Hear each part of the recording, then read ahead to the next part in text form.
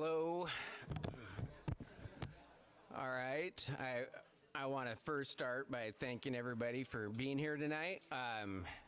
It's always a fun board meeting when we get to celebrate students and staff. So it's nice to see a full room. I'm going to call this meeting to order, and we will start with the flag salute. Amber, will you lead us?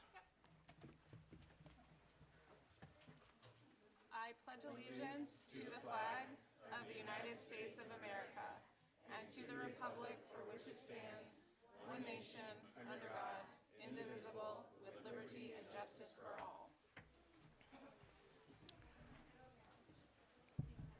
I am going to start with Director Donna Farnsworth is not feeling well today, and so she's not at the meeting tonight, but she is via Zoom, so she is with us.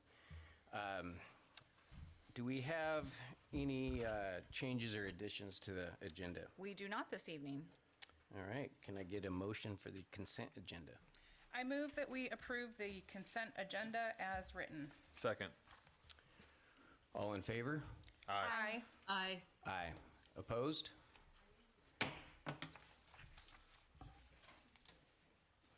Okay, that will take us to public comment. We have no public comment tonight. No public comment? Oh, we got one public comment.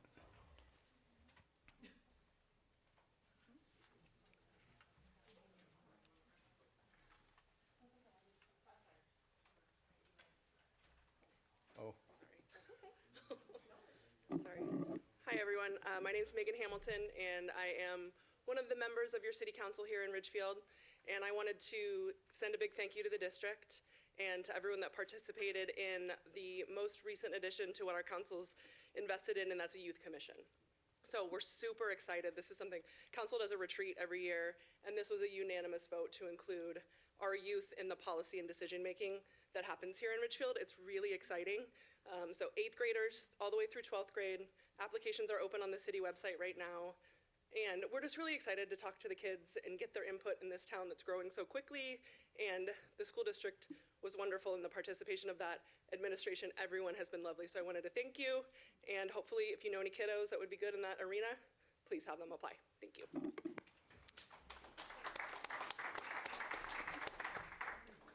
Thank you, Megan. Apologize if you emailed me. Yes, so without any further public comment, that will take us to the superintendent's report. So up first, because we want to make sure everyone who's here gets a chance to hear from Nathan Kim. Nathan is our vice president of our Associated Student Body, or ASB as we all know it, at Ridgefield High School, and he will be presenting to us once a month and letting us know what's happening at the high school. And Nathan, hopefully Mrs. Johnson warned you that the board will probably ask you some questions. So. Yes, she did.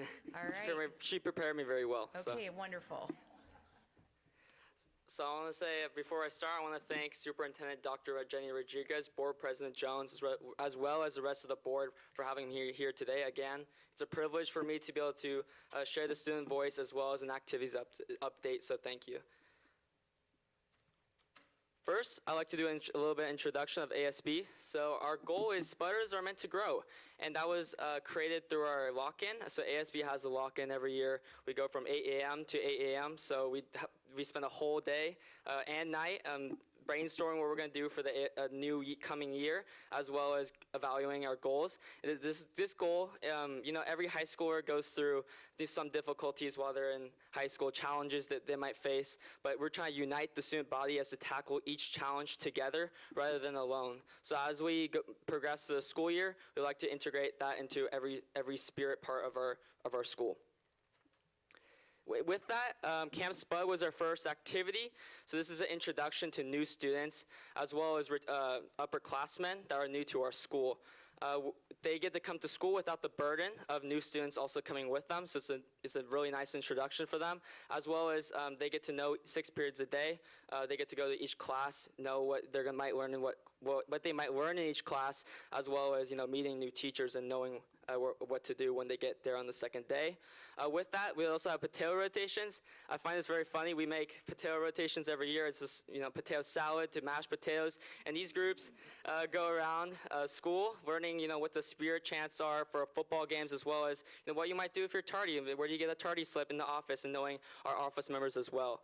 With that, we also have new class colors. So with our equity plan in mind, the ASB decided to keep, for color wars, they decided to keep the colors the same for each grade. So instead of changing the Spirit War color for each grade, we decided to keep it. And that was, as seen in the slide there, we made a shirt for Camp Spud students so that they'll always have something to participate in Spirit, as well as, their color wars. They always have something to wear, no matter their financial situations. Next, we have a new addition to ASB, and this is our leadership class. With the ASB, this is handpicked by teachers. There's an amazing group of students. This past month, September 15th to October 15th, was Hispanic Heritage Month. So they made a poster board as well as announcements. And I like to highlight a project each month. So these leadership students were Marie Martinez, Sammy Katakuntan, and Emma Curtis. And with the poster boards, they recognized Spanish-speaking regions, as well as the Club Ferrerza, which celebrates Hispanic culture, volunteer, and fundraisers as well. With that, they also had announcements highlighting Hispanic figures. The first one is Frida Kahlo. She's very prominent for her self-portraits. Carmen Amaya, she's well known for flamenco dancing. And Ellen Ochoa, the first Latin American female to go to space. So this is amazing that students are educating Ridgefield High School students on diversity in our school. Next, I also like to highlight one club of the month. So this month, is HOSA Blood Drive. So on September 5th, they had a HOSA Blood Drive. And those who don't know what HOSA is, it's a club trying to prepare students for the medical profession. And they partner with Bloodworks and their blood drives, and they give blood back locally. They had about 65 donors and about 50 pints of blood collected, and that's about estimated 120 lives. So I applaud those students for educating Ridgefield High School students and the public about what blood can do in our community. Next, we have homecoming hallways. This is an addition to our color wars. So a week before homecoming, we have a class battle between all the classrooms. So freshmen were black, sophomores are white, juniors are blue, and juniors are orange, and seniors were blue. And every year they decorate their hallways. And ASB did a lot of the planning, but we encourage high schoolers to come on a Sunday and then decorate with us. So we had a lot of high schools running around on a Sunday in the Ridgefield High School, and you can see we did an excellent job. And it's very amazing to see our school spirit shine in the homecoming season. Next, we have homecoming court. So the court members were Riley Adams, River Lealing, Tava Whitlow, Parker Yancey, Marla Dennison, Landon Apple, Ashley Allen, Cole Blen, Henry Wickstrom, and Naomi Andrade. The king was Parker Yancey, and the queen was Naomi Andrade. It was amazing to see student democracy being a play in Ridgefield High School as they're recognized by their peers, as well as, getting recognition at the football game during the halftime and finding out who was queen and king. And they all had a blast. I'm excited to see, what the spirit in our school is growing and thriving during the homecoming season. That is a summary of September. I'd like to open up questions to the board, if there's any questions from the board. No question, Nathan, but I want to say congrats on your role, and thank you for stepping up to leadership. And you're the sharpest dressed student I've ever seen in a board meeting. Thank you. I'm very flattered. Very well done. And not a question, but just an invite. As ASB posts events and you need volunteers, don't ever hesitate to reach out to us as a board. I know we try to go to as many student events as we possibly can, so please think of us when you're looking for help or just a presence from the board. Thank you. I really appreciate it. Again, it's a privilege for me to be presenting here today, and look forward to coming back next month. Thank you. Real quick, Nathan. Yes. On the color wars? Yes. Now, when you say that you're going to stick to the same color, is that going to be like a freshman is black and they'll stay black sophomore, junior, senior year? Correct. Yes. That's why we also used the Camp Spud shirt. So we made sure they had a black shirt with the Spudder gear on it, so they can participate in Spirit Weeks. That's great. Well done. I just wanted to add too, appreciation for club highlights is part of your presentation. So Yes. I think this is my third school year that I've been on the board, and I love hearing about different clubs and activities. So thank you for including that. We often get to hear about fun celebrations and spirit weeks, but just having a better understanding of all of the things that students are involved in is really great. So thank you for that, and I hope you'll continue, or if it's just you or another student who comes, to pass that along. That was really lovely to see. Thank you. Yeah. Thank you for your time. Thank you.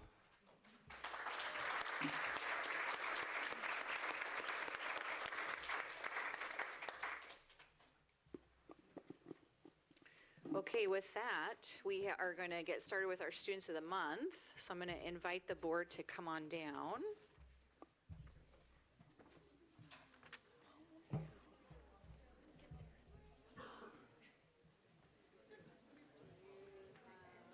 Oh, I don't know who's doing it, but it's the high school first. Do you know who's doing it for the high school? Lindsay is. Okay. So we're changing it up. If you've been here before, usually we started with Wisdom Ridge and kind of littles to bigs, but we thought this year we'd start with the big kids and work our way down to the little kids so that our amazing preschooler doesn't have to come up twice. So we're going to start actually with Ridgefield High School, and I understand that Assistant Principal Lindsay McQuiston is here to present that award. It's okay. Ready to listen for a little bit. Ridgefield High School is proud to recognize Landon A. Paul as the October Student of the Month. Come on down.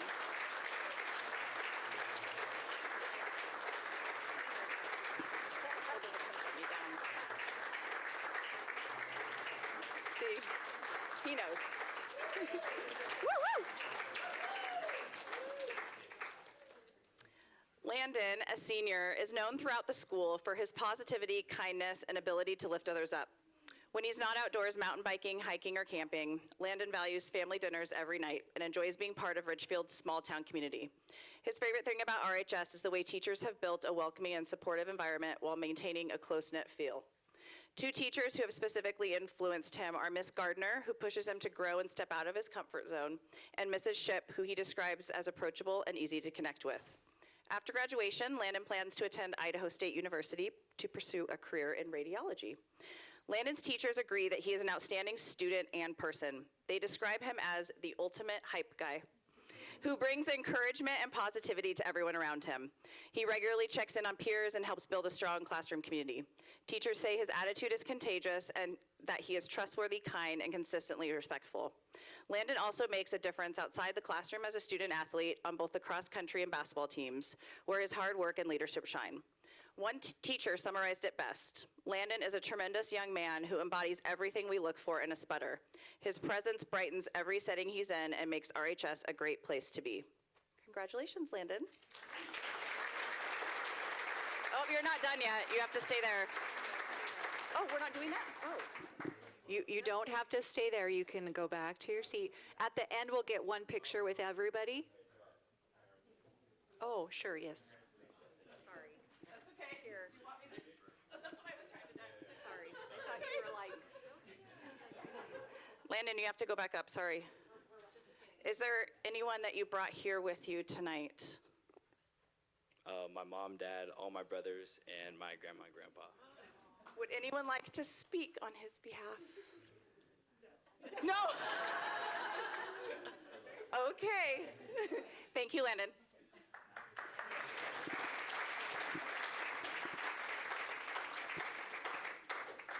Okay, parents, so now you all have a heads up. If you're here, you get a chance to say something about your kids if you like. My name is Ian Mansfield. I am the principal at View Ridge Middle School, and we are proud to recognize Aaron Castillo as View Ridge's Student of the Month. Come on up, Aaron.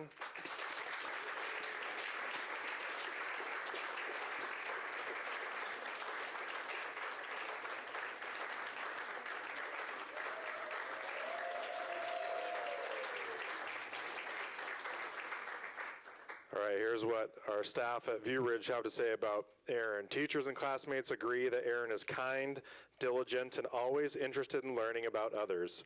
He's a true friend to his classmates, shows great leadership skills, always sets a positive example for those around him, and has a strong love for learning, especially in history and math. Ms. Muir shares that Aaron brings so much joy in his learning. He always has a well-timed sense of humor and prides himself on being kind to everyone. When challenged academically, Aaron has a ready-to-go attitude and strives to do his best in every single class. Aaron's values in our class are priceless, and we really appreciate him for being a positive example for everyone. Mr. Tenna adds, Aaron is a very kind student. He enjoys learning about history and math. He is very diligent in completing his assignments and participating in class. More than anything, he loves greeting others and welcoming new students to the school. You have lots of opportunities to do that, don't you, Aaron? So we're so proud of you. Congratulations, Aaron, on being View Ridge's Student of the Month.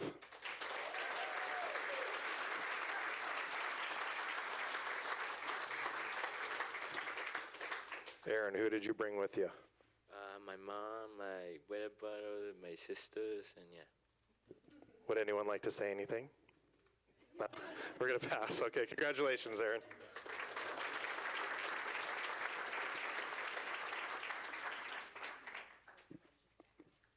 And next up is Wisdom Ridge.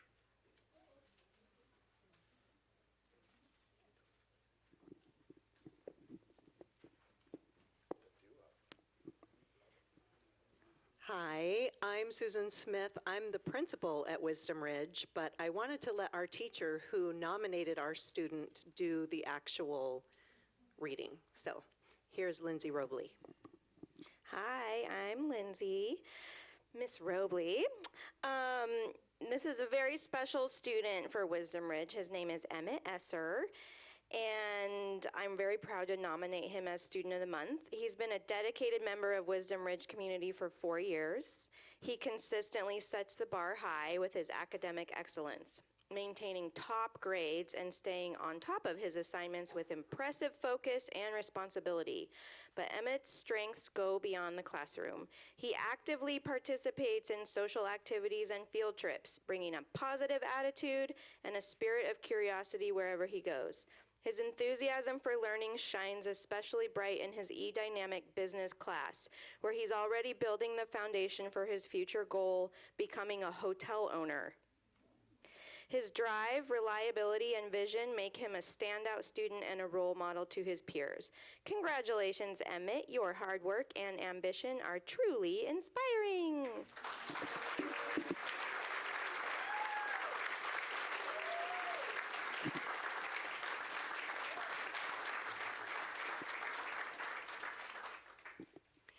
The entire staff met and voted that Emmett would be the Student of the Month, so this is a huge honor, and we really, really are grateful to have you with us at Wisdom Ridge. Congratulations, Emmett.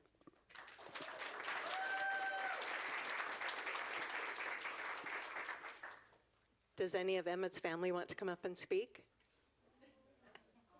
Yay, a first!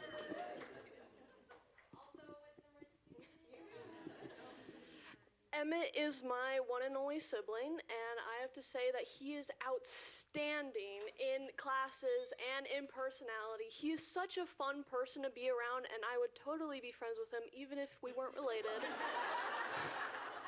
So I am just super proud of you. I remember when you were such a small guy, and you are just awesome at doing your schoolwork and just getting it done, and you're so smart and incredibly talented, and I'm so proud of you.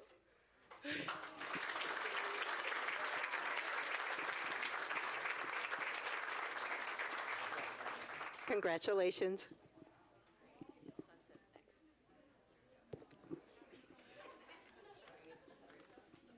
All right, good evening, everyone.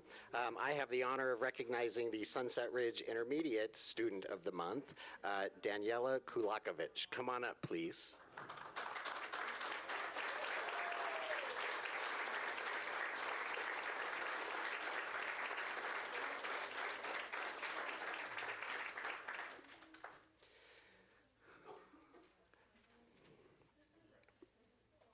All right, Daniela, this is what your teachers have to say about you.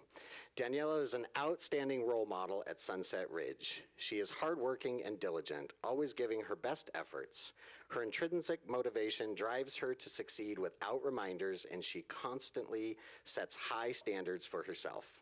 She is respectful and responsible, treating others with kindness while owning her learning and actions.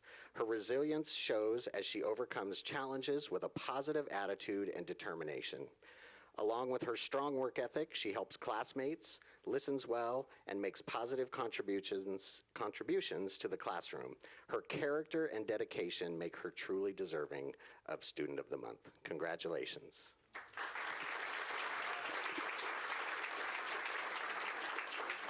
All right, who did you bring with you tonight? My dad and one of my brothers. Dad or one of the brothers? Do you want to say anything? Okay, great. Congratulations.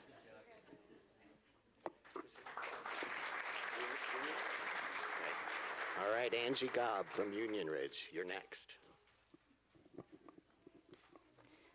Hello, I'm Mrs. Gobb, Principal at Union Ridge, and I'm excited to announce our Student of the Month, which is Hookem King. Come on up, my friend.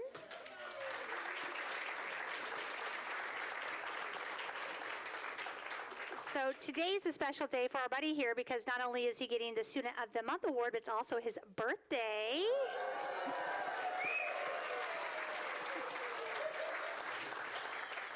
Here's what the staff had to say about Hookem.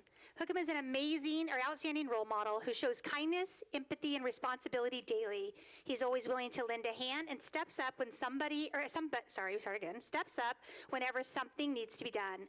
Whether it's helping a classmate who is struggling, organizing materials so the day runs smoothly, or making sure everyone feels included during group activities. Hookem demonstrates the level of maturity and compassion far beyond his years. His actions reflect not only strong character, but also his desire to make our classroom and school community a positive and welcoming place for all.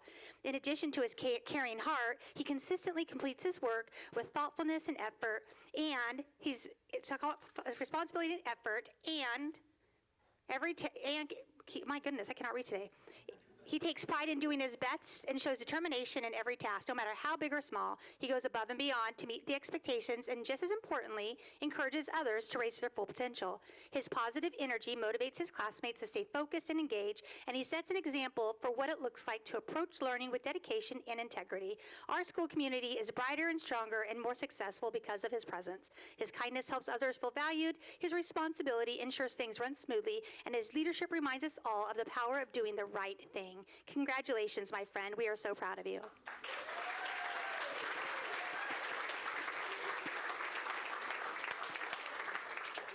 Who did you bring today? My mom and my dad. Your mom and your dad. Would you guys like to say anything? Okay. Well, we're so proud of you, my friend, and happy birthday.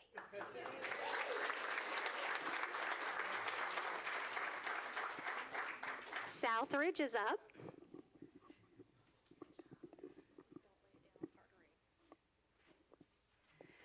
Hi, I'm Tawny Malone. I'm the principal at Southridge Elementary, and I am proud to announce Wyatt Chase as our Student of the Month.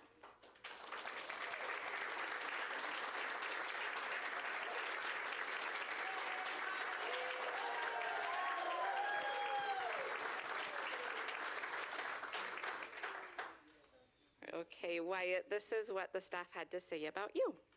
Wyatt was waiting in line for his turn at tetherball. He noticed a classmate standing alone at another tetherball court. Wyatt left his line and went to join the other student and played very gently and respectfully with him so that he wouldn't have to be alone. This is one of the many ways that Wyatt demonstrates kindness and the reason he was chosen as our Student of the Month.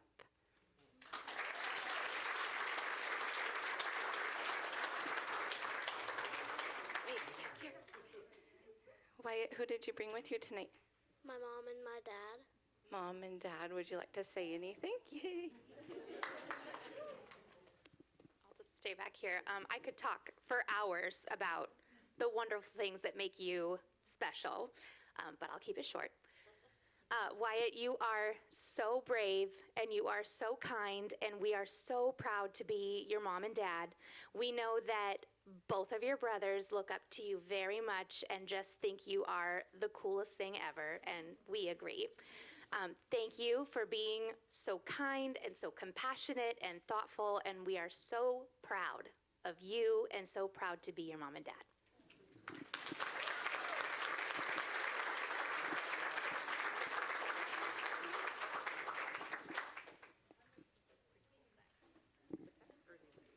Early Learning Center is up next.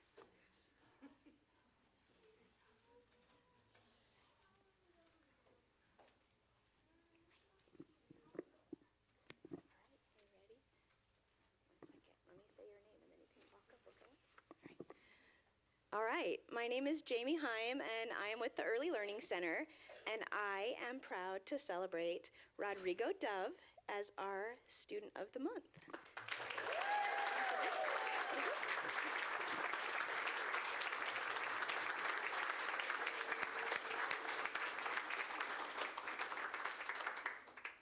I have some great things to say about you, Rodrigo. So, your teachers in room 3, Miss Angel, she's right over there, and Miss Meredith, Miss Shelby, and Miss Kelly have shared that you are such a wonderful friend to everyone in your class, and you are so, so kind. They say you have a gentle heart, and you always notice when someone needs a little extra help or a little extra care, and when your friends feel sad or stuck, you're right there with a smile and a kind word and a helping hand. In addition, your teachers think you're a super good problem solver, and you listen carefully, and you share your ideas, and you help your friends figure things out, and you show our school every day what it means to be a kind and thoughtful friend. So thank you for being such a special part of our family. We are lucky to have you and Miss Louisa here with us. So congratulations. Thank you, Rodrigo.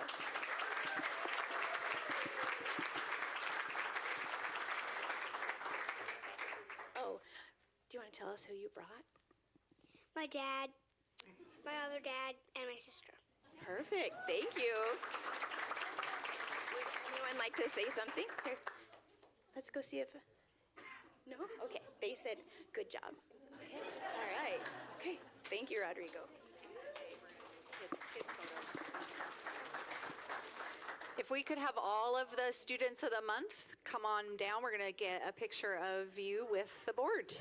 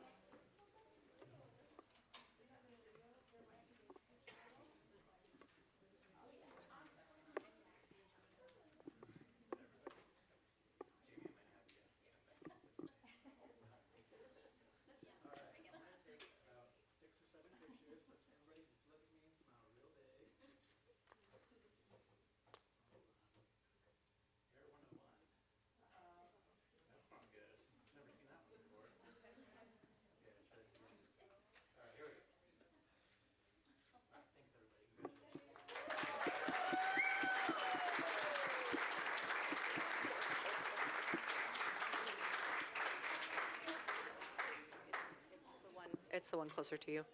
Okay, we have a few more people to recognize this evening. We're going to recognize a few of our staff. Is it? Yeah, okay. So we would like to invite down the red carpet Miss Alma Martinez.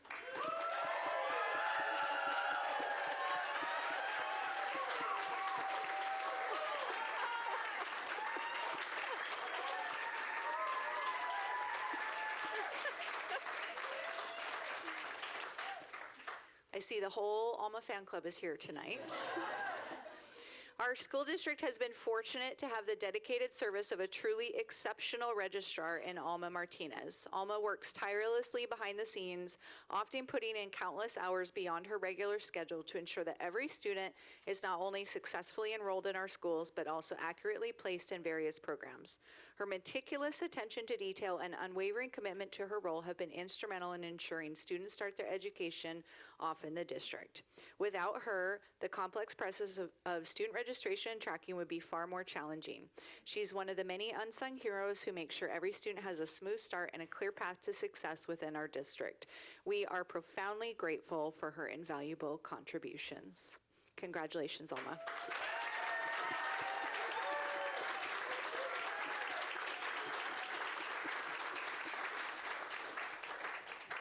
Alma, who did you bring with you this evening?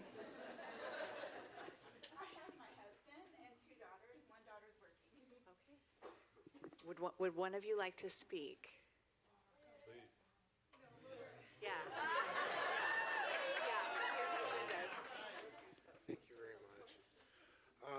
My wife Alma is the cornerstone of our family, and as you know and have gotten to know her, you know that she's the cornerstone of every family and friends and relationships, and she's just a great person to be around and is always looking out for others and always trying to do what she can to get everybody what they need, and she's very good at that. So thank you so much for everything, Alma.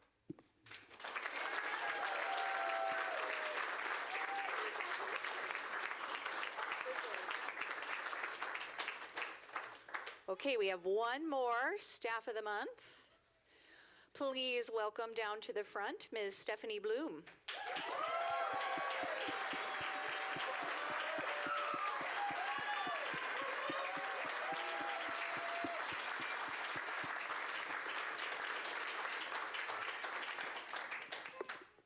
Here's what folks had to say about you, Stephanie. Stephanie Bloom is more than deserving of this award for her outstanding dedication and impact as the middle school band director.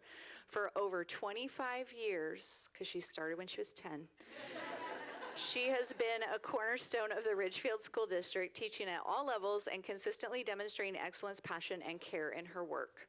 Mrs. Bloom has a unique gift for classroom management and direction, creating a learning environment where her students feel both challenged and supported.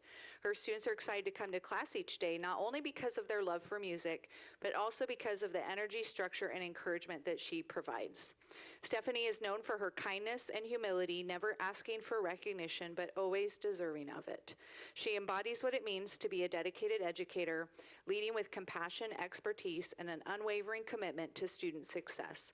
Our district simply would not be the same without Mrs. Bloom's presence and influence. Congratulations.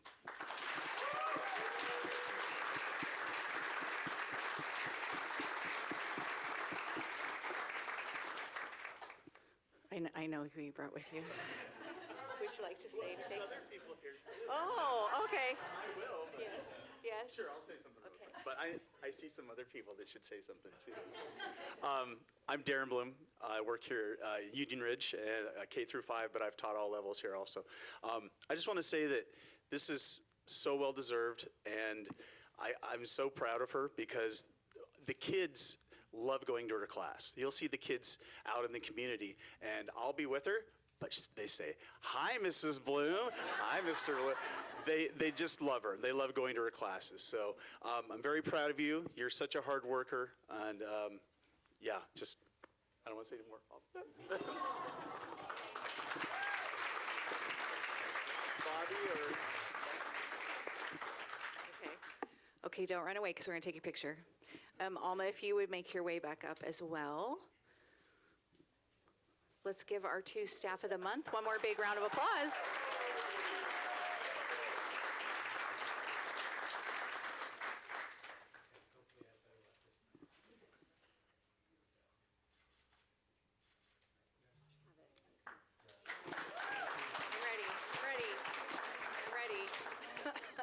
Okay, don't go anywhere. We got one more thing to do today.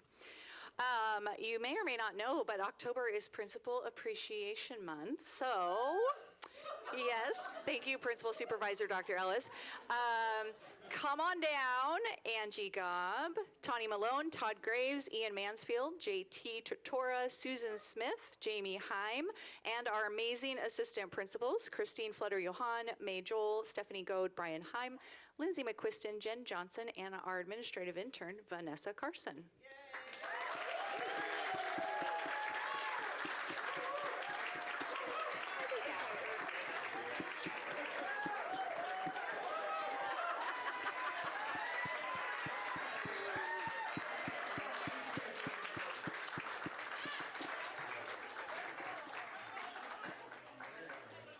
to need to make another row, principals. 2 rows, 2 rows, 2 rows.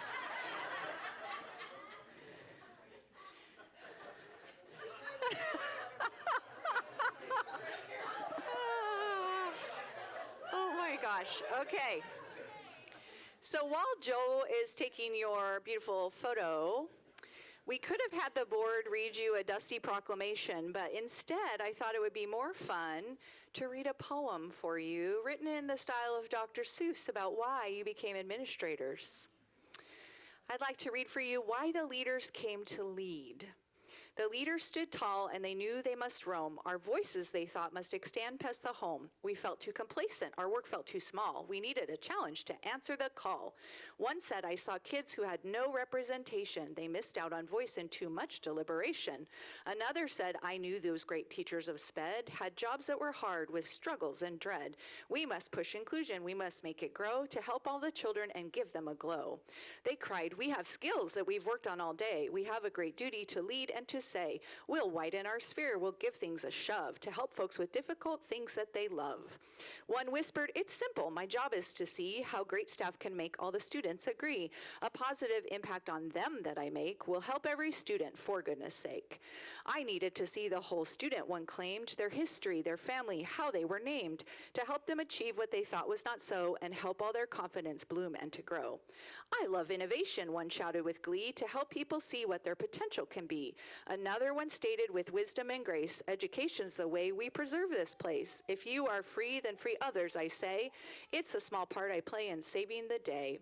One said with a smile, now I'll tell you my reason. My family needed a shift in that season. This chance came along and it fit with my view to take on this role for my dear ones I do. They came to create a great culture and art with fire and passion and love in their heart. To build great schools where learning's revealed, they came to be leaders all over Ridgefield.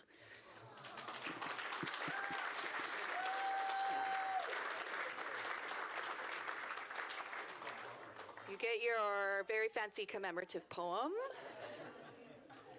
which I co-wrote with AI. We had no idea. Yeah.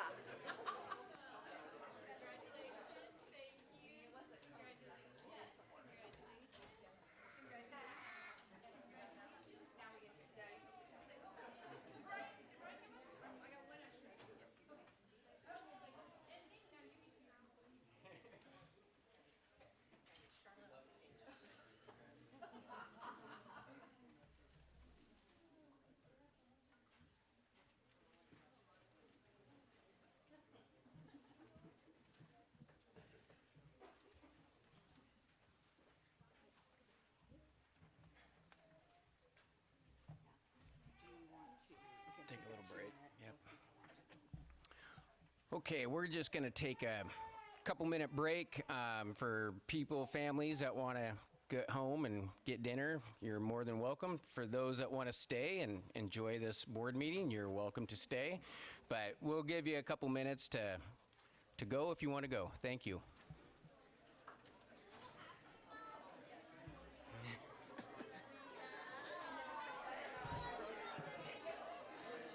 You did it. Funny. In my head, it was like one that's in your head, that's a music teacher, and one he's music too, right? Mm-hmm. Yeah. And their daughter was student of the month last year. I was like, when I saw her name, I was like, didn't we just celebrate her? But it was her daughter, I think.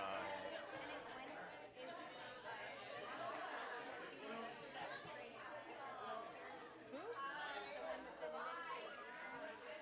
I missed that completely. I don't pay attention very well. Sometimes. It's the same one that I'm thinking of. It's the one that's doing university.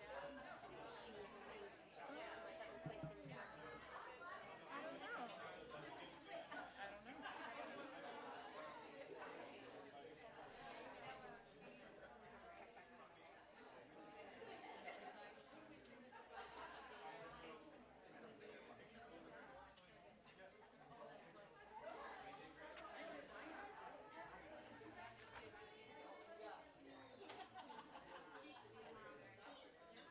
Do you have more stuff? I have stuff, yes. Do you really? What kind of question was that? No.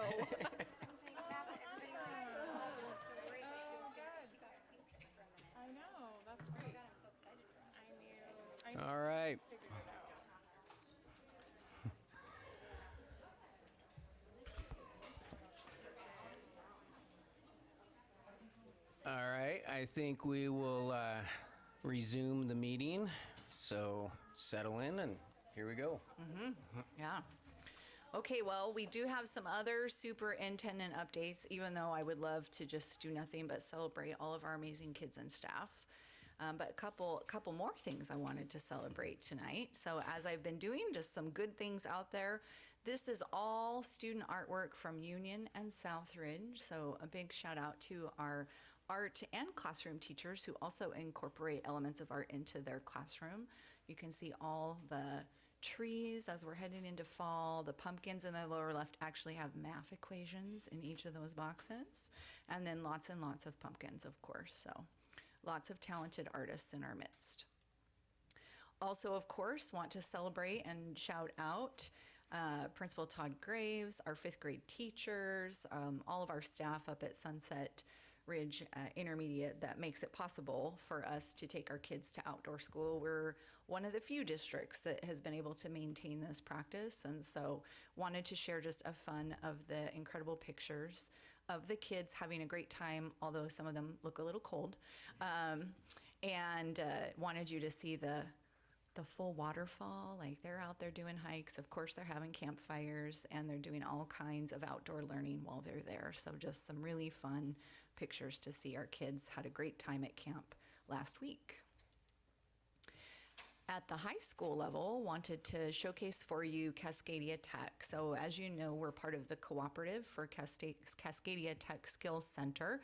It is hosted and ran by the Evergreen School District, but our students, particularly at the junior senior level, have the ability to apply and go to programs there.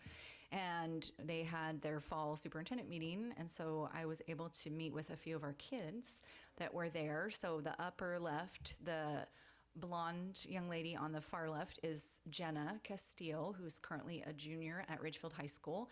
She is in the first year MA, or medical assistant program. In the middle, you've got Edie Potter and Jaslyn Fergosa. They're both juniors. They are in the CNA, or Certified Nursing Assistant program. The CNA program is a 2-year program. Both of them plan to continue in the program next year in their senior year. And that program is really impressive. They had 100% certification rate of their students last year. So once they finish the 2-year program, they're able to sit for the CNA exam. And this is one of the most successful CNA programs in the state, so pretty exciting. Edie, of course, I always ask kids, what are you going to do? So Edie plans to be a physician's assistant. She wants to go all the way through med school. And Jaslyn wants to be a speech-language pathologist. So I took her name and number and said, call me in 6 years. So we're pretty excited about that. So, and then on the right is Ethan Pilgrim. He is a senior. He's a year 2 in the pre-dental program, dental assistant program, and he wants to be a dentist. You can see the students at the top, probably on the big screen. It's very Halloween-esque, like they're just heads with their mouths open, and then they have them on these weird levers, and yeah, it's a little bit creepy, but the dental kids thought it's really cool. So yeah, so you can see these are all health sciences. They, of course, have programs in every walk of industry, but our tour specifically was on the health science programs. And then one of my favorite things about visiting is that there is a culinary arts program there, and they always feed us. So breakfast prepared and also served. So they're working on front of house and back of house skills as part of that process. And I would just encourage the community at Cascadia Tech. They have a small cafe that is open to the public for breakfast and lunch on school days, so a couple of days a week. So you can go and check that out and actually have your lunch prepared and served by the students. Our enrollment, just so you have some sense, we have 45 of our juniors that are there for half of their day and 37 of our seniors. So those programs are about 3 hours, so they do half of their day there and half of their day in another program, either at the high school, through Wisdom Ridge, or Running Start. And then this is pretty exciting, I'm just gonna say. I know, like, maybe not for everybody, but for me, when those walls started going up, I got really excited. So this is Sunset Ridge Elementary. everyone, Sunset Ridge Elementary. Pretty excited. So if you drive over there, because it's, just a hop, skip, and a jump away from here, this front facing, that's facing towards the north, towards the main road that takes you in. It is actually the kindergarten wing on the first floor, and then there are intermediate level classrooms that will go on the second floor. You can see just behind that in the upper left is the other classroom wing. So it's primary first and second grade classrooms on the first floor, again, third, fourth, fifth on the upper floor. So you can see there's framing, there's walls. They're getting ready to start laying in electrical, so that's pretty exciting.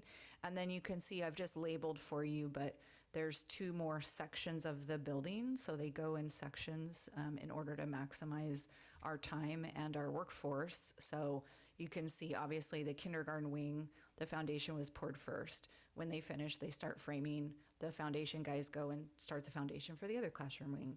We've had a little bit of rain, as you know, so we're supposed to be pouring foundation today. Hopefully they did. Every time I see them, I just remind them to get moving. But they're doing a great job, and they've been really lovely to work with. So you can see where the other 2 foundations will go. And the building kind of is like a funny shaped U, so it will connect. It is all one building together. So pretty exciting. You can, again, there's a live stream. If you go, it just looks like a flat piece of property, but you click play and all of a sudden you're gonna see construction happening, which is pretty fun. We also had the opportunity to go out and do a site visit. I don't think she's here, but y'all know Liz Stamp, who is a kindergarten teacher at Union Ridge. So she's the second from the right in the hat and the vest. We're safety first. We all had our hats and vests on. But a small group of us went out to walk the kinder classrooms and verify locations for electrical outlets. Where's the teaching wall? Where's the clock and intercom placement? We had our initial meeting yesterday with WorkPoint, which is the furniture vendor that we've selected. And they are currently putting together a variety of options that are within our budget scope. And then we have a few more meetings to narrow things down. And then we will be having a furniture road show. It sounds more exciting maybe than it is, but a furniture road show the first week of December. So my elementary friends who are like, what is the furniture gonna look like? We're gonna bring samples out. So we'll spend a day at Union Ridge, a day at South Ridge, and a day at Sunset Ridge so that staff can provide some feedback on furniture choices and fixtures. And then we will take all that to finalize our order. We have to order the furniture in January in order to have all of it built, shipped, and here to be received in early July. And that allows us to make sure we get everything arrived, unpacked, placed where it needs to go, adjusted, all of those things before kids and teachers show up. We have our initial meeting with Northwest Playground Equipment next week. So we're excited to kind of see what options they're bringing to the table, and we'll move forward from there. Roof projects are finally finished. So we are done. I know, yay. No one's happier than Principal Gobb. So we're done at Union Ridge. It looks beautiful. We went with a different, we went with blue. I don't know what the construction term is. I'm looking at Danny and flashing. Yes, thank you, Brett. It's this lovely patriotic blue. So it stands out. It looks really nice. So we are all done, and all the crumbling wall and the leaking skylights and all of those things have now been taken care of. So that's pretty exciting. And our 3 roofs that we fixed at Ridgefield High School, those are also complete. You'll recall in our capital levy that we ran last year, we also talked about Southridge needing a roof replacement on Building A, and we have a couple of additional buildings at Ridgefield High School that are also in need of roof repair. Given that we are in the midst of the Sunset Elementary capital project this year, we do not anticipate we'll be able to work on those roofs this summer, summer 26. But our Executive Director of Business Services, Paul McCoy, and I are really committed to finding a way to be able to do it in summer of 27. So we've got this school year and 1 more school year, and then hopefully we will tackle the rest of those roofing projects utilizing our capital levy dollars as they come in, because they roll in over 3 years. So Water fixtures, just a reminder, quick reminder. So we tested every single fixture in the district, even in buildings where we're not required by law to do so, just to ensure the safety of our students and staff. We identified 33 fixtures at that point with lead above the 5 parts per billion, yes, with a B, that's required for safe drinking water. Over kind of May, June, July, we did all the fixture replacements. There was some additional plumbing work in a few locations that had to occur where we had to get in the wall and do a few things. And we just got back the report. So we did retesting on September 24th. It takes them about 3 weeks to get us the report. So we have the preliminary report. We have 8 fixtures that we were happily able to put back into full service. We have 6 fixtures that still are not at a level to be used for drinking, but can now be used for hand washing. That's anything that tests in the 5 to 15 parts per billion range. And then the rest of them are still either hand washing level or still in shutdown level. So the testing agency has recommended that we do further conditioning of the replaced, e.g. the new fixtures, and then that we retest again. So we're taking a look at those remaining fixtures and devices to determine which ones are we going to continue to try to solve. And there are a few that potentially we're just going to shut off permanently. For example, we have the old kitchen at Southridge that's not used as a kitchen. It's like a storage right now. So those are 2 of the fixtures that we should probably just turn off rather than sink more money into. So we'll continue to update you as we move through that. All of the ones that were newly identified, so we had a half a dozen that went from being hand washed to now being no use. Those have all been bagged, tagged, etc. already. So we've updated that where necessary. My other favorite topic, student electronic devices. So just a quick implementation update. All of the pouches have been issued to 7th through 12th grade students. Implementation's going well. We're hearing from administrators. They're seeing increased peer-to-peer communication, interaction, especially during that non-instructional time. So at lunches, passing periods, etc. The communication update, we do have, as we mentioned last time, a feedback form. It's available on our website. It's under the health and safety section. This also went out via our weekly update newsletter that comes from the district to all families on Thursdays. We have received 45 submissions so far. Of those, 12 requested an individual response and included their contact information. We have replied to all of those. Of the 45, 12 of those were from students, 32 from parents and guardians, and 1 that was a staff member. Feedback included positive and negative sentiments, and then some additional questions, which we've now added to our FAQ document.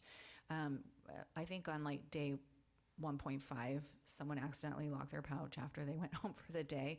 And so, of course, we got the panicked, how do we get our phone out? So there is an unlocking device that is mounted outside of the office at Ridgefield High School. So you can pull right up, hop out of the car, unlock your pouch, hop back in the car and go. We're looking at potentially having another one down here, maybe at V Ridge. So we're kind of waiting to see how that looks. We had some questions about what do I do if my student doesn't have a phone, or for high schoolers, hey, I'm going to have my student leave their phone in the car all day. That's all fine. Totally okay. That means that when they have, they won't have their pouch because their phone is not with them at school. And staff are all clear about the protocol around that. We had a question about whether you can still track your child's location with the phone in the pouch. I have not tested this myself, but we've had no one say that they can't track their kids. So we have advised families that are curious about that to have their children put their phone on silent mode, put it in the pouch. It's really just like some neoprene fabric. It's not like a Faraday cage that blocks the signal. So we are not so mission impossible here. Okay.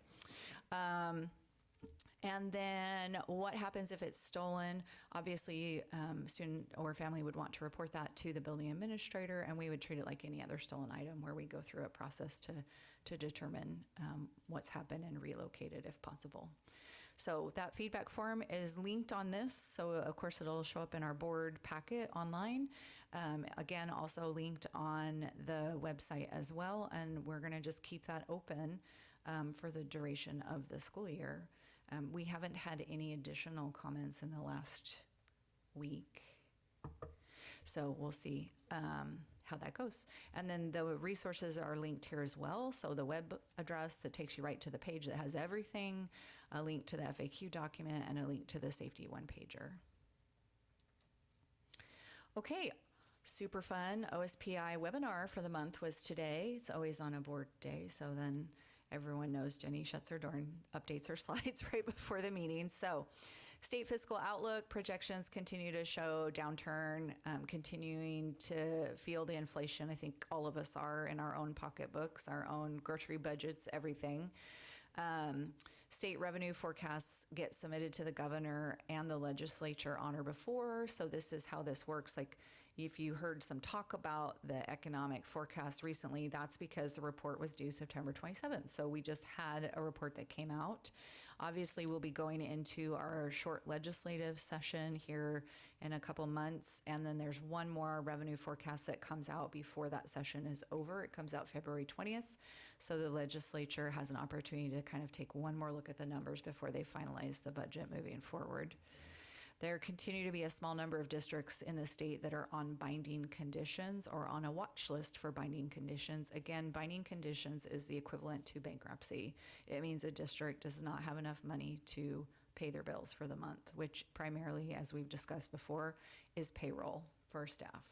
So that has all kinds of implications for not just the district, but employees and communities. OSPI really emphasized today the importance of enrollment. There is a statewide trend that enrollment continues to decline. As you know, we are just barely up. And I'm going to show you some data on birth rates here in a moment that's going to help paint that picture. Reduced enrollment, of course, means that there's a reduced cost to our state legislature for public education because we have a per pupil amount. That's the type of funding model that we run in our state. Doesn't work that way everywhere, but that is how it works in Washington. So currently, the buying power, you'll hear about this if you listen to economic chatter, public school districts, it's below previous levels. So what we could pay for 5 years ago with the same amount of money now, we can't pay for because of inflation. Again, just like our budgets at home. So one legislative option, potentially, and so I share this with folks who may be advocating on the behalf of public education, would be to take the $400 million that as a state is no longer due to school districts because of decreased enrollment, but was budgeted for public education, and perhaps they might roll that back to public education K-12 through an increase in the per pupil allocation. It would cost the state no more money than what they've already budgeted for public education. And just to give you an example of what would that do, $400 million sounds like lots of money. Well, yes, it is. In the big scheme, maybe not. 24-25 enrollment across the entire state was just over 1.1 million students. That money would result in about $350 per student. So does that mean we're going to go hire a bunch more people? No. But does that help us keep the lights on and pay for our rising insurance costs? Yeah, it would sure help. At that rate, for us as a district, Ridgefield School District, at roughly 4,100 students, we would see approximately $1.4 million additional basic education funds, which again is just going to cover the MSOCs that we're already short. So encourage folks to look into that. OSPI also strongly advising today that all districts take a more conservative 5-year enrollment projection. There are too many districts across our state that are missing their enrollment projection targets. We have been pretty darn close the last couple of years, which is great. The legislature is kind of tired of public education. They're tired of us having our hand out, if you will, and saying, oh, but our enrollment didn't come in and now we're short. We're short because we're still paying people's salaries and benefits. So lots of potential impacts there. And of course, also because of the nature of our work in the state, with labor agreements, it's very difficult to cut staff mid-year when your enrollment numbers don't come in. So often districts are left with staff that is perhaps too much staff, and then that drives down your fund balance, which then becomes a problem over time. So I wanted to just share with you some of the data, because I think sometimes a picture is worth 1,000 words. So couple things, and we've talked about this before, but millennials in general are having fewer children than previous generations, and they're waiting longer before having children. And we've talked about this even as a board, because we're not all the same age up here at this dais. So some of us, like Brett and I, have kids that are in college, college age, finishing up high school. Some of you who are a bit younger still have elementary schoolers, even though there's not too much difference in our ages. And then some of us down at the end are younger and have a 3-year-old at home. So I think this bears out just with our little tiny sample size right here. The other thing to take a look at then is the births in the state of Washington over time. So you've got 2016, and I put a big orange dot there. So if a child was born in 2016, they're going to go to kindergarten in 21-22 if they were born between January and the end of August. And for the last part of the year, they'd actually wouldn't start till 22-23. Here's a trend line for the state. Again, this is state data. So just want you to think about where that 2016 high point is, and now 21-22 is kinder, and look at how many years the line is going down. That means from that 21-22, we also will see the line going down. So this is another way to look at this data. This is looking at 5-year-olds and 18-year-olds in Washington state over time. Why 5 and 18? 5, because that's when most students start kindergarten. 18, because that's when most kids exit the K-12 public education system and graduate. So in a perfect world, you have X number of students graduating and leaving, and you have that same X number coming in at kindergarten, because then it is staffing stability for your system, which means funding stability as well, and employment stability. So when you look out there at about 2042, that's great. That's really awesome in 2042. But here we are in 2025, and you see the gap. And the gap is the wrong direction from a fiscal perspective. So you can see we have a higher number of students leaving, seniors graduating, leaving public education, and a lower number of 5-year-olds entering kindergarten in our state as a whole. And it's going to get worse. So the bigger that gap between the top, the yellow line, and the bottom kind of teal line, the bigger that gap, the more variability that you have with your budgets, your staffing, right? So you can't take a kindergarten teacher and have them go teach senior English. That's not how it works. So this creates some flux and some challenge in the system as a whole. And ultimately we'll come out of this, but it's going to take a rather large period of time to get there. So again, this is why OSPI is really saying to all public school districts, please be conservative in your enrollment projections. And as you know, we have drawn ours down a lot in the last couple of years. We drew it down some last year. We drew it down again this year. We still didn't quite hit, and that is kind of what happened all over the place to varying degrees. And so Executive Director McCoy and I have already been talking about for next year that we probably will bring you a budget at 0% enrollment growth, because we believe we're not going to decrease likely in Ridgefield given all the development that's occurring, but we can't bank on that every new house is going to have school-aged children. So close up, so here's the gap, you can see it, and now it's going to zoom in where those orange arrows are at, so you can see kind of the bigger piece here. So 2021, you can see kind of where the big drop in the kinder that year, kind of flat over about a 5-year period, but it like went up and went back down. And what is causing a lot of challenge in the system as you can see, 21, 22, 22, 23, kind of a stable gap, but we're still losing, which means you've got to be decreasing staff because that is your single biggest expense in public education. But then in 23, 24, it almost doubles, and going from 23, 24 to 24, 25, it doubles again. And so it's exacerbating this problem of fiscal instability for public education. Given that first one that we looked at, you can expect like the next few senior classes are going to feel big. They feel big to us here in Ridgefield too. And then it's going to start to come down. We have an unusually large kinder class this year. And I think we're going to project that that's an anomaly, that it is a bubble.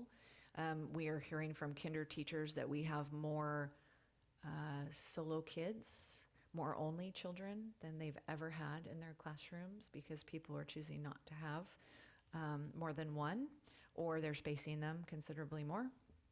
So I think we're going to treat this year's kinder class, like I said, as a bubble, which is going to have some impacts when we get ready to do staffing for next year.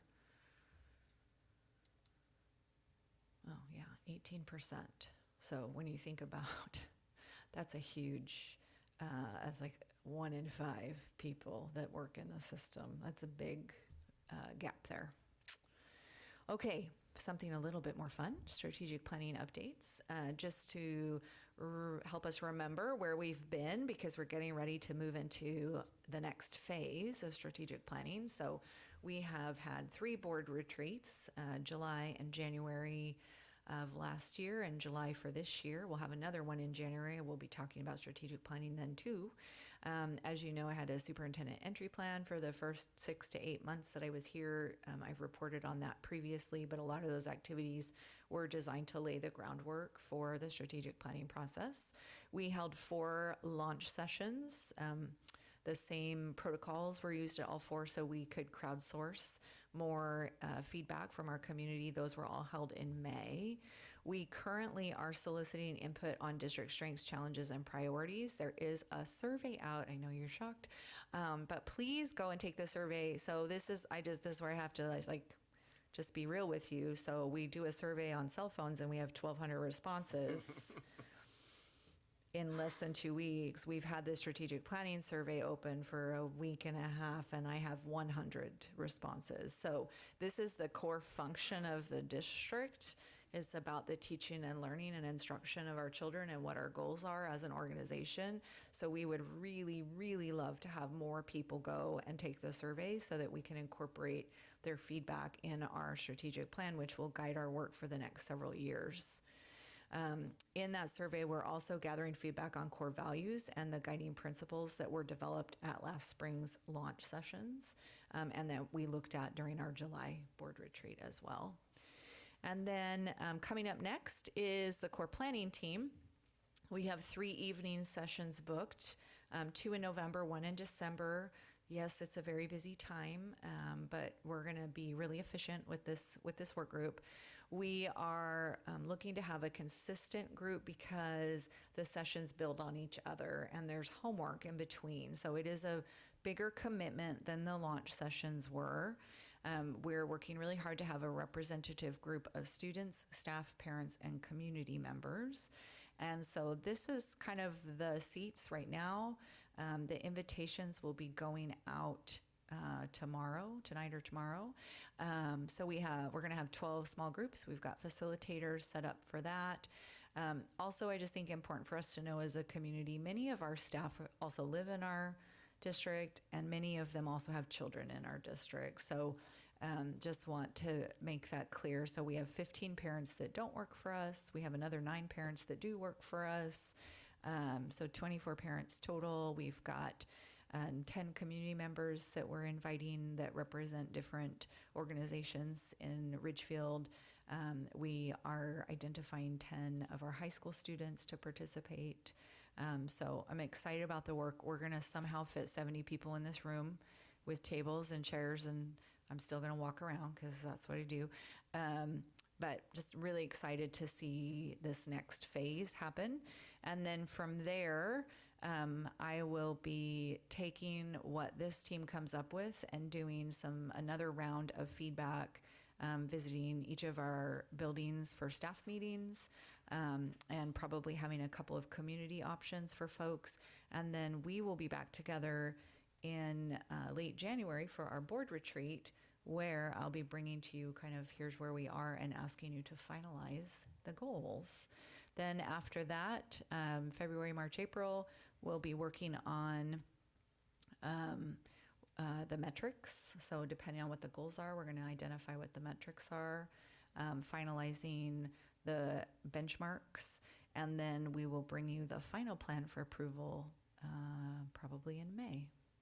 So pretty excited to continue this work with our community and our staff. And with that, I'm happy to answer any questions. I've got a question. I'm one of the 100 that filled out the survey. Thank you. Yeah, you're welcome. Yeah. And I filled it out too, just for the record. So Okay. that's two. Two, Am I staff? I just said parent. Oh yeah, parent's fine. Parent's good. Yeah, parent's good. Community member, you're an elected official, so we could put you in that bucket too, but parent is great. I wanted to fill it out correctly. Yeah, I'm not worried about it, Brett. Okay.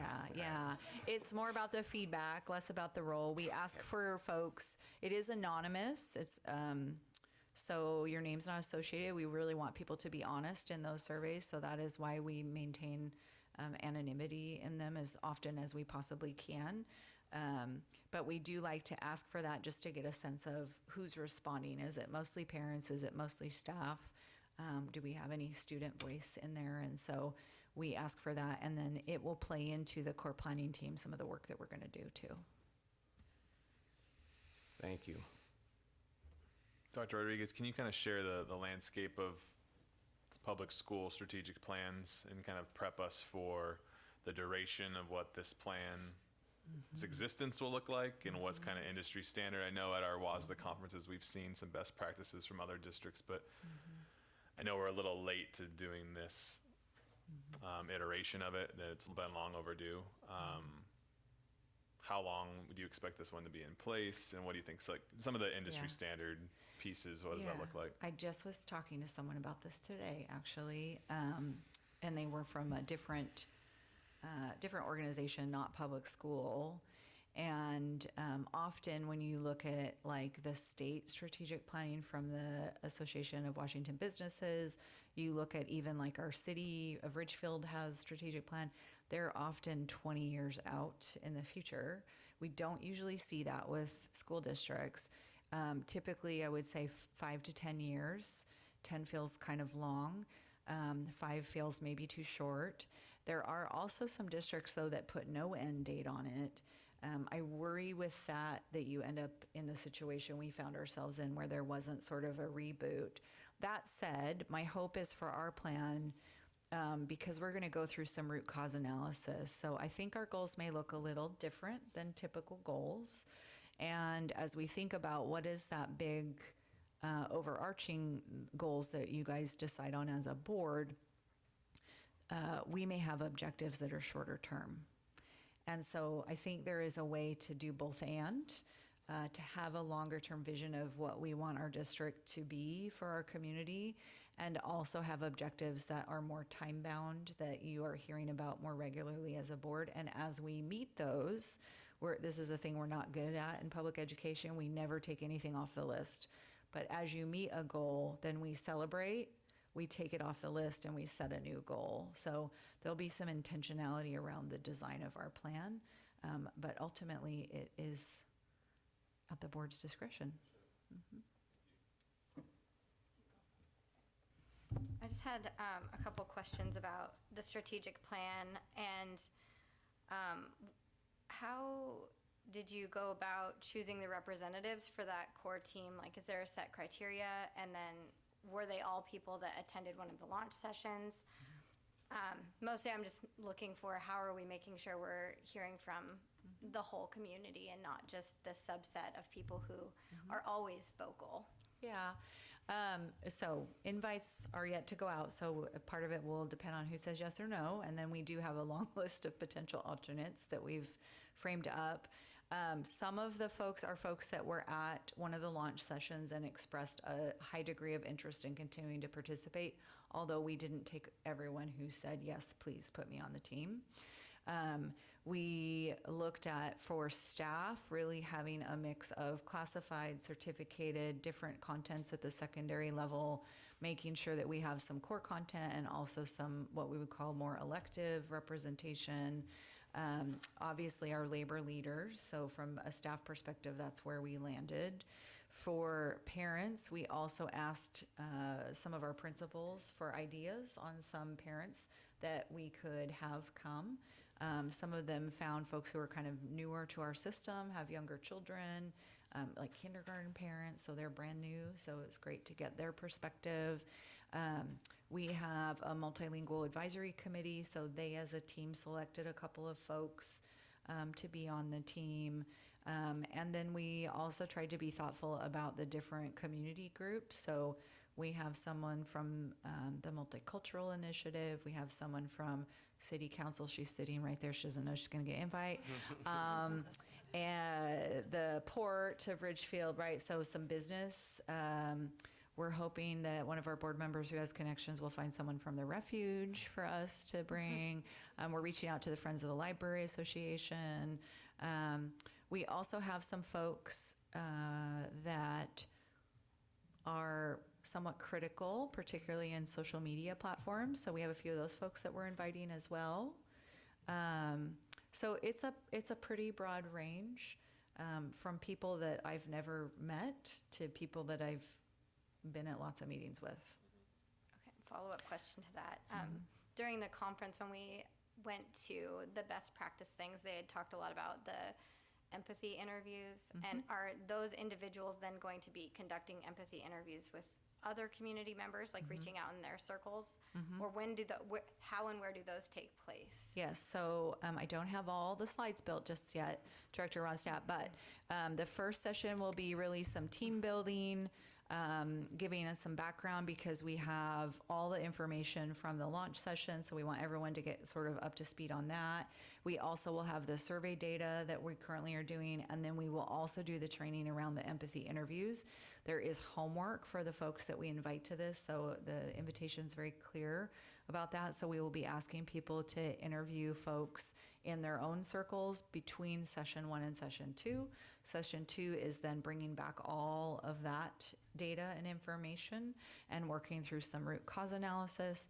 And then the homework from that session will be all the things that people said, you know what Ridgefield needs? There's going to be a giant menu of that. And they're going to do some homework around prioritization. And then session 3 will really be narrowing that down and getting to some goal statements, in which then will come back to the board for some final decision making. Okay, one more. And then, so once you get all of that information, we're not part of this process as much anymore then. We're stepping, as a board, we're stepping out of this core group, and then that information is going to be presented to us. Is that what I'm hearing? So 3 of you I met with last week and 2 of you I meet with in 2 days. So we're inviting the board to come to one session if you would like. I think if one of you feels strongly about being there for all 3, you certainly could, but your fingerprints will be all over this final plan. So I would encourage you to just potentially come for one session to see what it looks like, to thank people for being part of the team, and to hear some of the things that folks are saying. So I have a board member for the first session, I have a board member for the last session, and I still have 2 board members to talk to. So we will get those plugged in. And they're not official board meetings, although if we were going to have 3 of you at one, we could certainly post it as such.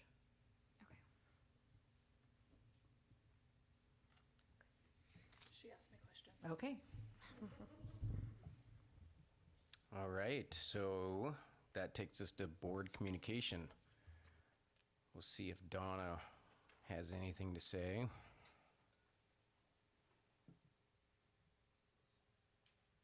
Sorry, it always takes me a minute to get off mute. So congratulations to all our students and staff of the month.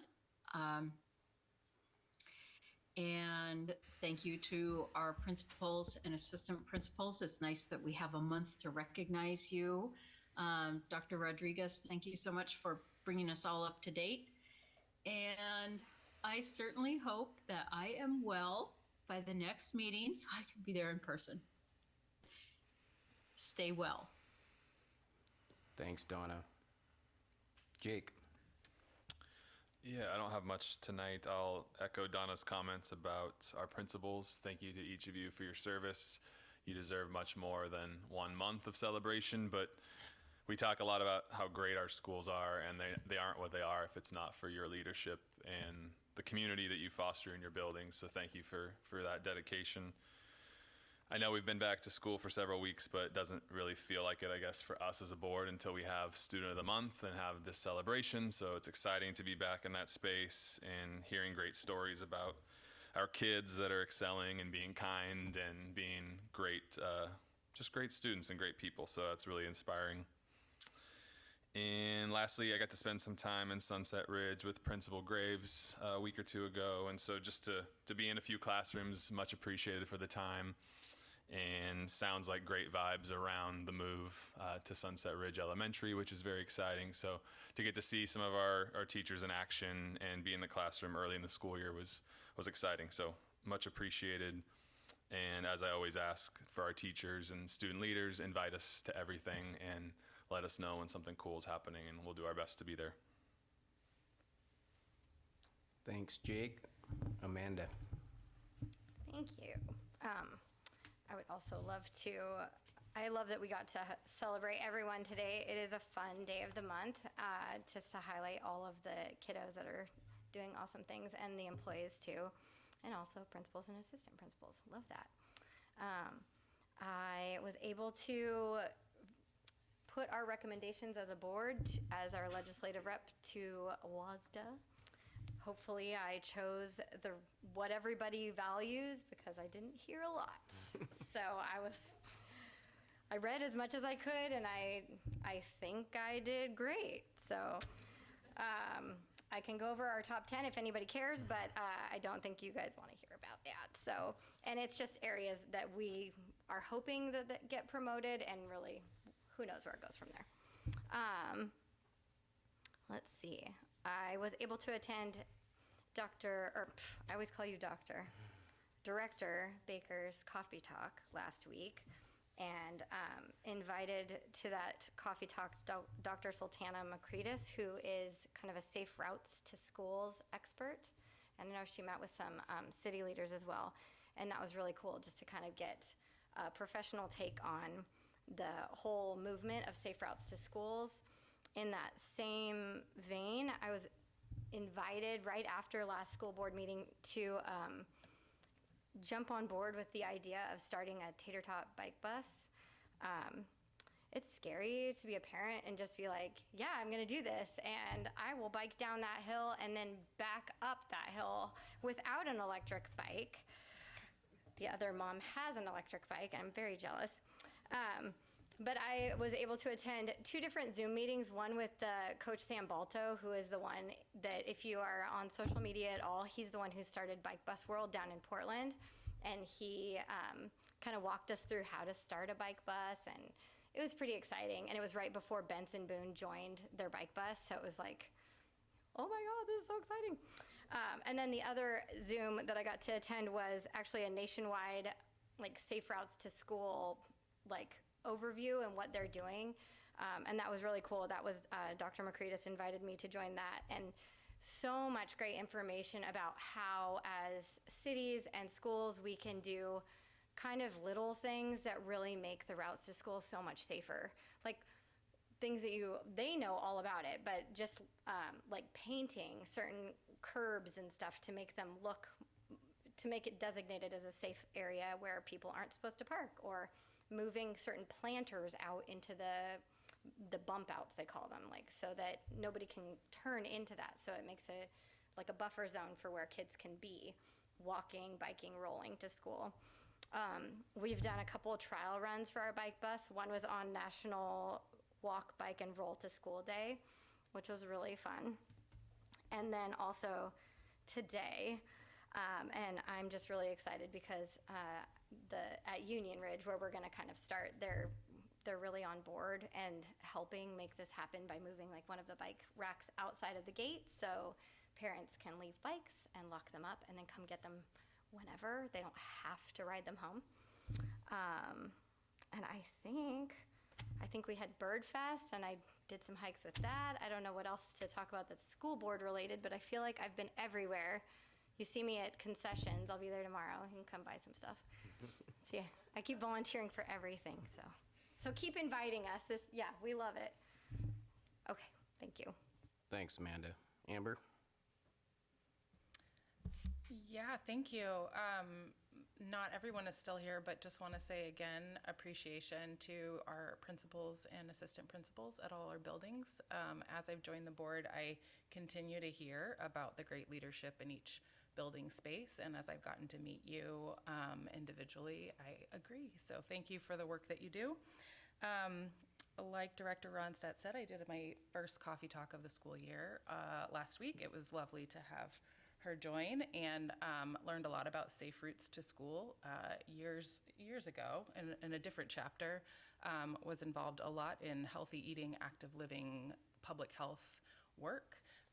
So it was neat to hear about somebody in our community who has public health background around multimodal travel and making communities and school areas safe for all the different ways that people can get from point A to point B.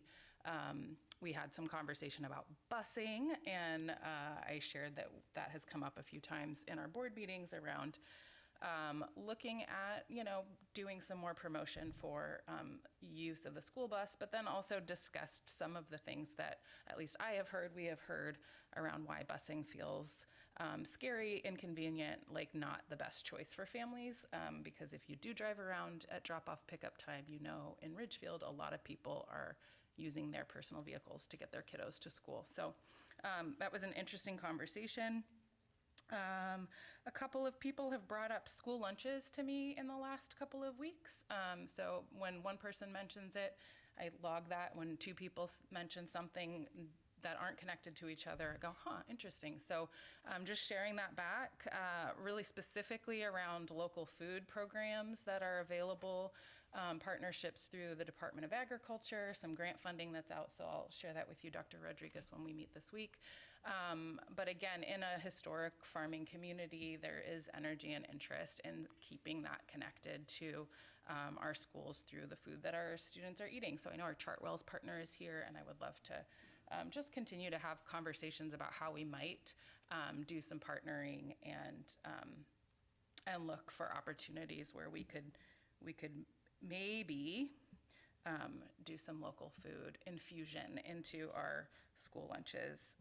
Again, I know we have a million priorities and things to work on, but a couple different people have approached me about that.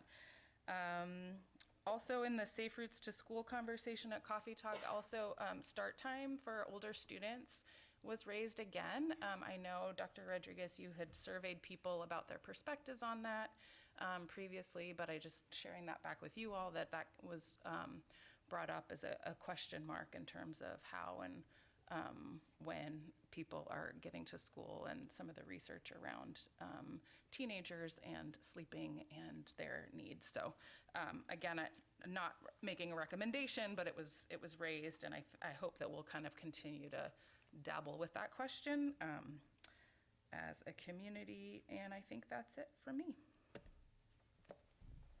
Thanks, Amber. I want to start with thanking the principals, assistant principals. Leadership matters, so good job. Keep it up. Appreciate it. Megan, thank you for speaking tonight and talking about inviting a student to participate with the city. You never know, one of these days we might have a student sit on this panel. So excited to see how that goes, and hopefully you get some good participation. CISPAS, awesome. I'm excited every year that when we send them off and we get them all back. So it's a great opportunity, and it builds awesome memories. So I just strong support of it. So Cascadia Tech Partnership is phenomenal. I think a great opportunity for our kids to take advantage of that program. So I want to thank you for advocating for that partnership. I want to just say strategic plan survey, please take it. You know, it doesn't take very long, and that information is valuable, so take the time. Amber and I are going to get together December 4th, and we're going to have just a kind of meet, greet, hang out. If you have something you want to tell us, good, bring the good.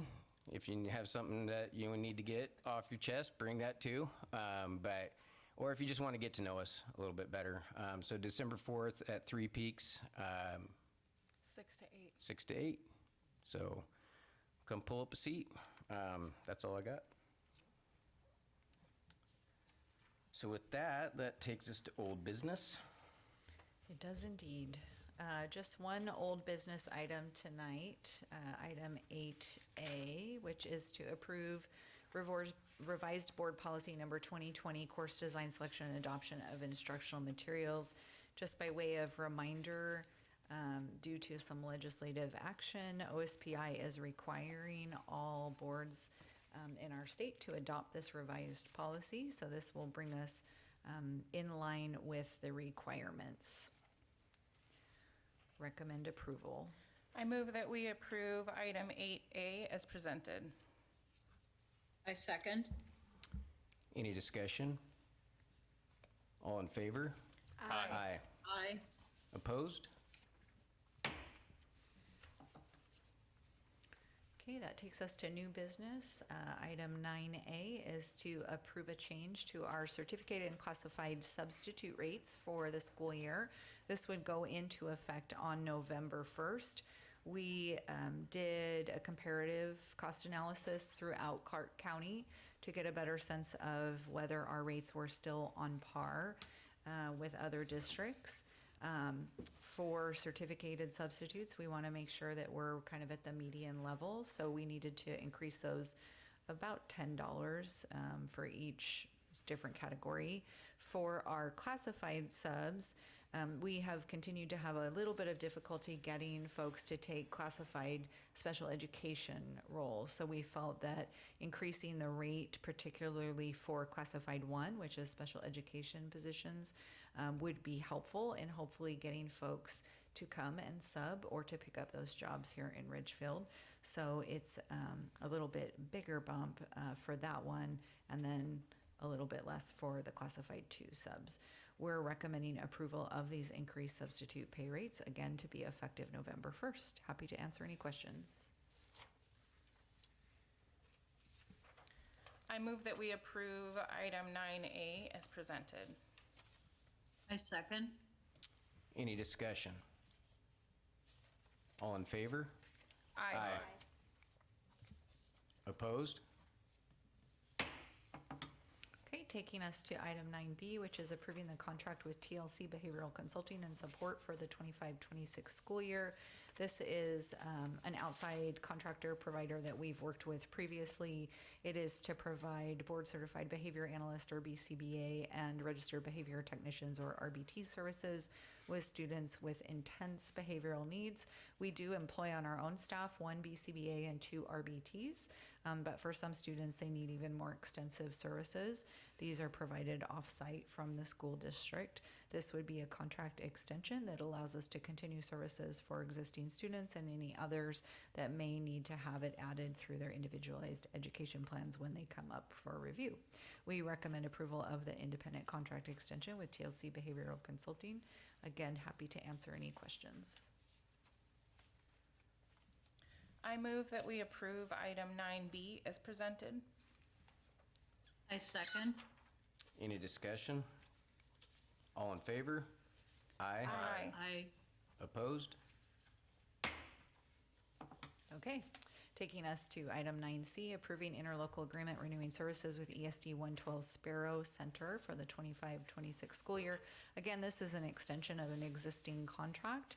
We continue to partner with ESD 112 and other therapeutic programs under their umbrella, including the Specialized Student Services Program, to provide whole child support for secondary age students, grades 6 through 12, whose mental health challenges are the primary barrier to their school participation. Placement is determined by a school district IEP team.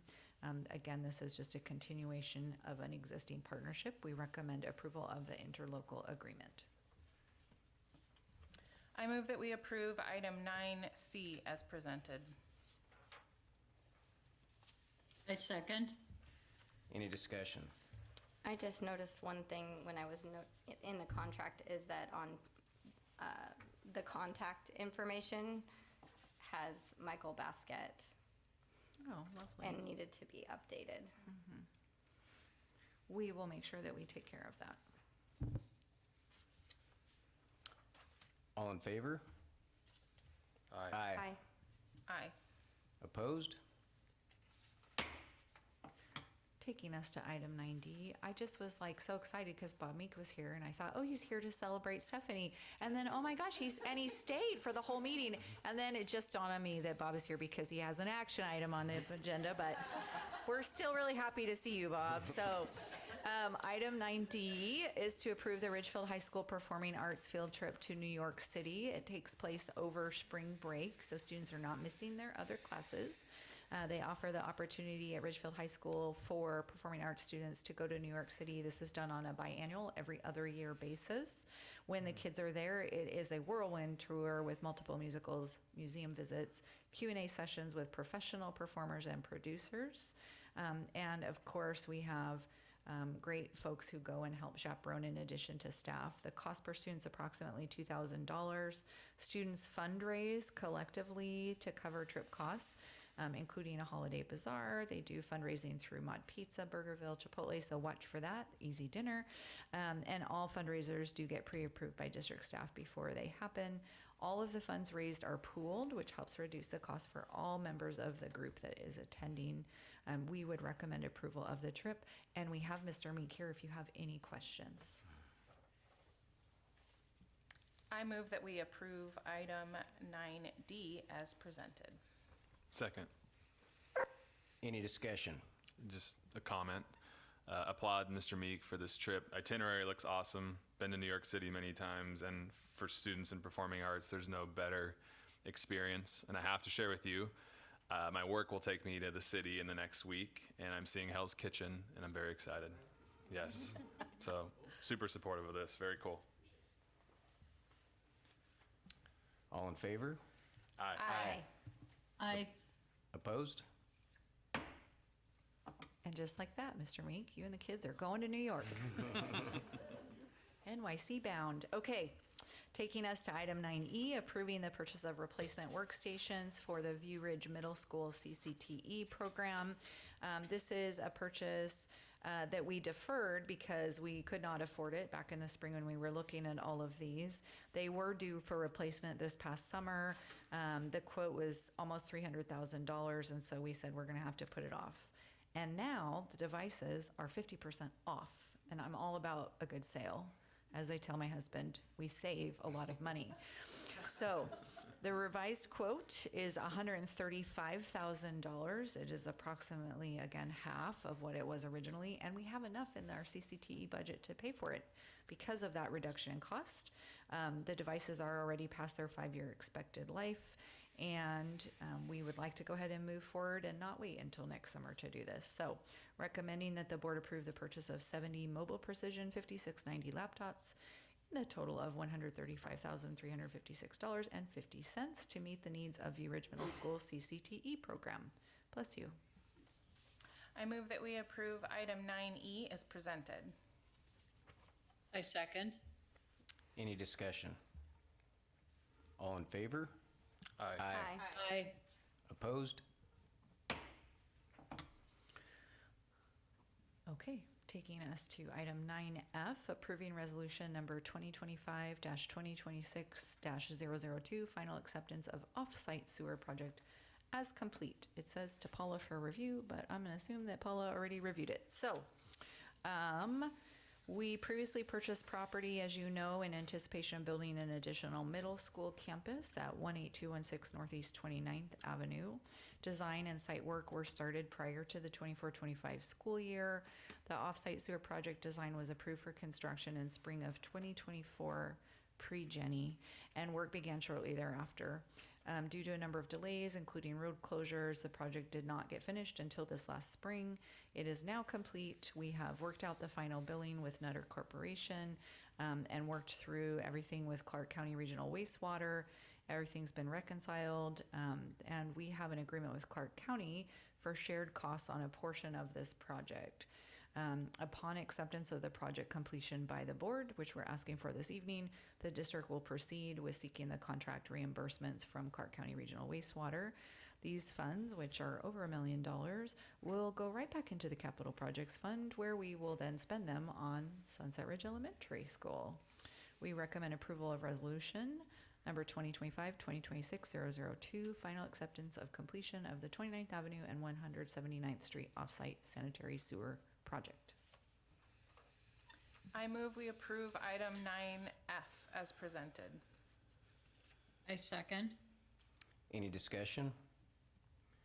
I'd like to just say thank you, Dr. Rodriguez, and the rest of the district staff that was involved in kind of wrapping this up, because it was a long, lengthy, lot of things, and you picked it up and it wasn't your ball, but you picked it up and you finished it. So I appreciate that.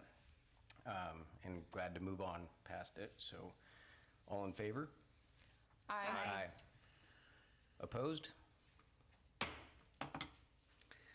Thank you. That's our last item on that piece of property, so That's happy good. to move on. Okay, that takes us to item 9G, hearing first read of revised board policy number 2022, electronic resources and internet safety. Not asking for any action this evening because, again, this is just our first reading. We are continuing to review all of our policies and procedures to make sure that they are up to date with recommendations from the state and model policies. This one is related to electronic device use by students and staff, and given that we updated our other personal electronic device policies, we want to make sure that this one is in line. WASDA updated this policy in in March of 2024. We last updated it in June of 2020, so you have it available. You can see the track changes. It's available online in the board packet for anyone who is interested in looking at that, but you can see there are some minor updates to this one. Happy to answer any questions. Okay, and then that takes us to our last item, which is 9H, hearing first read of new board policy number 2023. It throws me off because it feels like a year, but it's policy number digital citizenship and media literacy. This is one that we've not previously adopted as a district. Again, as we continue to just check through all of our policies and procedures to make sure that we are up to date, we found this one, which was published by WASDA in March of 2024. In addition to digital citizenship and media literacy best practices, this policy and the accompanying procedure, which would be put in place after adoption of this policy, provides initial guidelines for the use of artificial intelligence, or AI.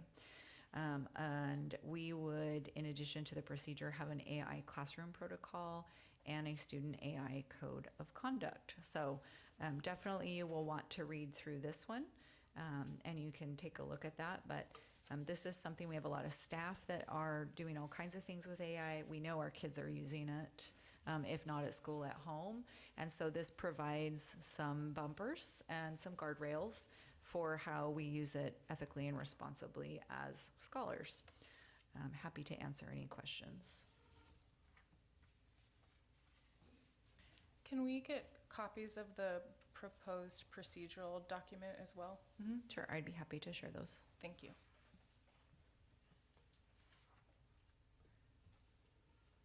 Okay, and All right. that is all of our new business. All right. That would take us, do we have any executive session tonight? We do not have a need for executive session this evening. All right, so with that being said, thank you very much. Have a good night. This meeting is adjourned.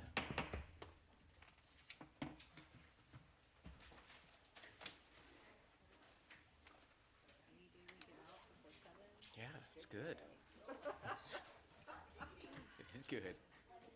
Next one is our first school presentation. Who is that? Pack a lunch. Carl's gonna try to get them.